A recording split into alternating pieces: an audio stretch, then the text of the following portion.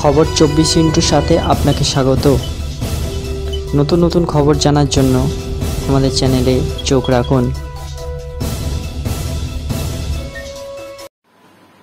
নমস্কার দর্শক বন্ধুরা, স্বাগত আমাদের এই চ্যানেলে। ফের বেলাইন ট্রেন।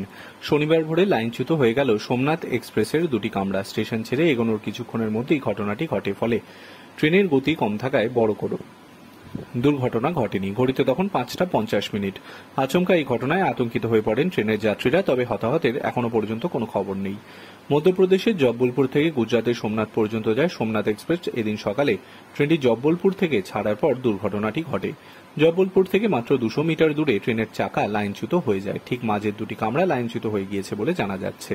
তবে খুব বড় কোনো ক্ষয়ক্ষতি হয়নি। এই নিয়ে পরপর বেশ কয়েকটি রেল দুর্ঘটনা ঘটল, যা নিয়ে প্রশ্নের মুখে পড়তে হয়েছে রেলকে। গত জুন মাসে লাইনচ্যুত হয়ে যায় কাঞ্চনজঙ্ঘা এক্সপ্রেস, ছিটকে পড়ে যায় উল্টে দুটি কামরা। বেশ কয়েকজন আহত হওয়ার খবরও মিলেছিল। নিউ জলপাইগুড়ি স্টেশন ছাড়ার পরেই কাঞ্চনজঙ্ঘা এক্সপ্রেসের ধাক্কা মারে একটি মালগাড়ি এবং তাতেও দুর্ঘটনা ঘটে। বেশিরভাগ ক্ষেত্রেই ডেকগুলি পুরনো হওয়ার কারণে দুর্ঘটনা ঘটছে বলে মনে করছেন রেলের আধিকারিকেরা। তবে শনিবার সকালের ঘটনা ঠিক কী কারণে ঘটল তা নিয়ে প্রশ্ন উঠেছে। তদন্ত না করে এখনো পর্যন্ত সঠিক কারণ জানাচ্ছে না রেল। Bureau report.